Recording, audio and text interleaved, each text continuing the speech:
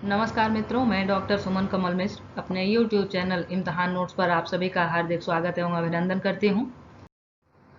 आज मैं आप लोगों के सम्मुख हिंदी विषय के चुने हुए अति महत्वपूर्ण प्रश्न को लेकर के उपस्थित हुई हूं। ये प्रश्न मैंने पिछले आए हुए प्रश्न पत्र से और कुछ महत्वपूर्ण पुस्तक से इकट्ठा करके ये बनाई हूँ वीडियो, और मेरा पूरा विश्वास है इसमें आप लोगों को मदद मिलेगी। जो एनटीए, नेट और जेआरएफ की परीक्षाएं हैं, अधिकतर पूछे जाने वाले प्रश्नों को मैंने इसमें कवर किया है।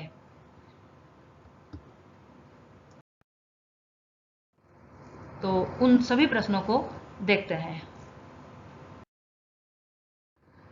पहला प्रश्न है इसमें, संस्कृत में किसी शब्द के कुल कितने रूप विभक्ति और वचनों के आधार पर बनते हैं? तो इसका उत्तर है 24।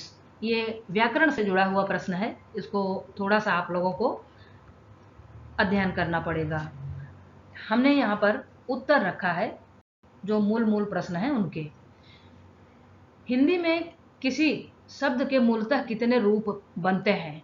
तो 2, विकारी और अविकारी। जैसा कि आप लोग प्राइमरी सेक्शन से ही ये चीजें पढ़ते आए होंगे। संदेश रासक के रचयिता कौन है? आंसर है अब्दुल रहमान।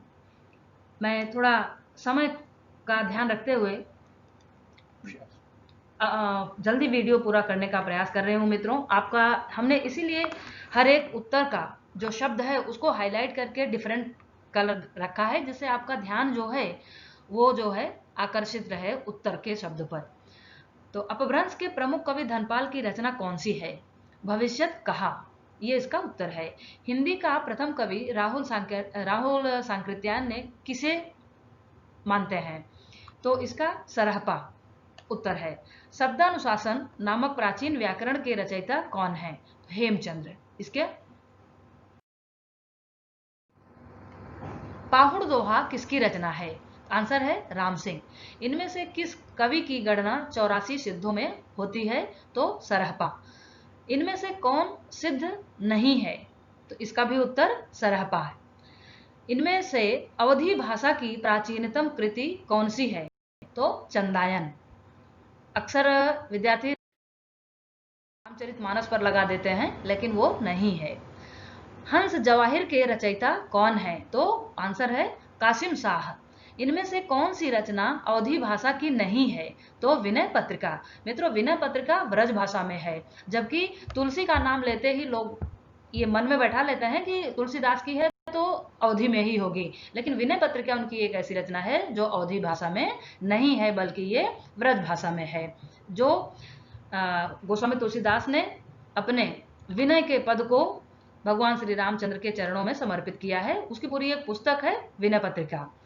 इनमें से कौन सी कृति तुलसी की नहीं है? तो कवितावली, दोहावली, गीतावली ये सारी तुलसीदास की हैं, और अनुराग बांसुरी तुलसीदास की नहीं है।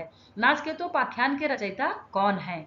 नाचकेतोपाख्यान के रचयिता सदल मिश्र हैं। ये जो है सदल मिश्र हिंदी गद्य के 4 स्तंभ में से एक हैं, जिसमें से सदल मिश्र और इंसालना खां, इनके अतिरिक्त 2 और हैं। आगे देखते हैं। स्वामी दयानंद सरस्वती ने इनमें से किसकी स्थापना की थी? मित्रों, अति महत्वपूर्ण प्रश्न है। हमेशा ये प्रश्न पूछा जाता है, अधिकतर पूछा जाता है, चाहे नेट हो, चाहे जी सेट हो या स्टेट लेवल की कोई भी एग्जाम हो, तो अक्सर ये प्रश्न पूछा ही जाता है, क्योंकि यह प्रश्न जो है वो समाज विद्या से भी जुड़ा हुआ है, हिंदी साहित्य के इतिहास से भी जुड़ा हुआ है। तो प्लीज इस पर अधिक ध्यान दें। भारत में थियोसॉफिकल सोसाइटी के का प्रचारक कौन था? तो आंसर है एनी बेसेंट। रामप्रसाद निरंजन की रचना इनमें से कौन सी है? तो भाषा योग वशिष्ठ। भाषा योग वशिष्ठ जो है बहुत ही महत्वपूर्ण रचना है, जो संस्कृत निष्ठ शब्दों के द्वारा लिखी गई है।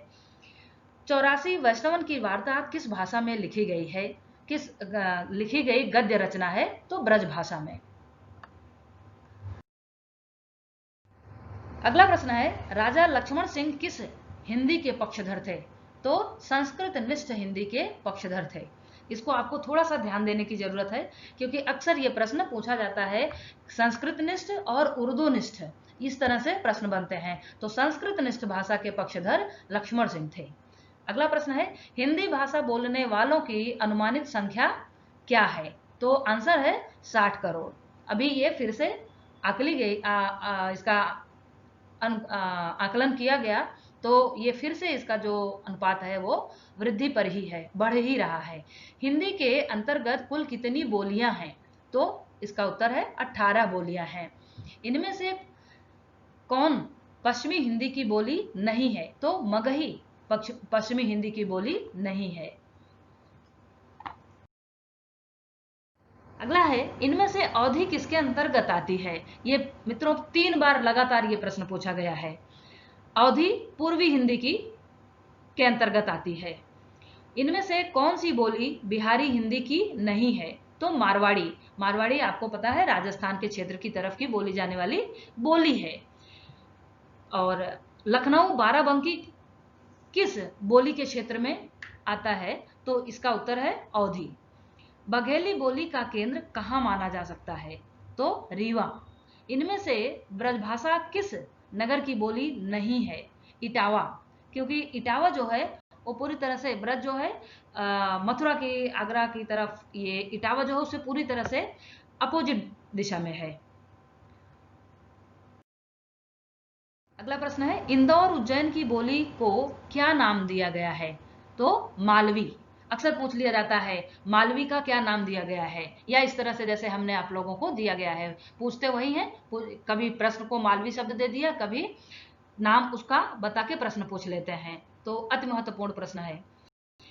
नैनीताल के आसपास बोली जाने वाली बोली का नाम क्या है? कुमायूनी। ये बहुत ही महत्वपूर्ण प्रश्न है मित्रों। भाषा वैज्ञानिक दृष्टि से हिंदी के अंतर्गत कितनी उपभाषाएं एवं बोलियां मानी गई हैं? तो 2 उपभाषाएं और 8 बोलियां। इनमें से कौन सा कथन सत्य नहीं है? ब्रज भाषा का केंद्र दिल्ली है, ये कथन सत्य नहीं है, क्योंकि दिल्ली का जो भाषा है वो ब्रज भाषा नहीं है, ये आप लोग भी जानते हैं। तो मित्रों, इन्हीं महत्वपूर्ण प्रश्नों के साथ मैं उम्मीद करती हूँ कि मेरा यह प्रयास आप लोगों को सहयोगी सिद्ध होगा और आप लोगों की सफलता के लिए कामना करती हुई उम्मीद करती हूँ अगर मेरा यह प्रयास आप लोगों को सुविधाजनक साबित हो रहा है तो इसे लाइक, शेयर, सब्सक्राइब और कमेंट अवश्य करिए, जिससे हमें वीडियो बनाने के लिए आप लोगों को एक कमेंट के द्वारा दिशा निर्देशन होता रहे। और वीडियो देखने के लिए बहुत बहुत धन्यवाद।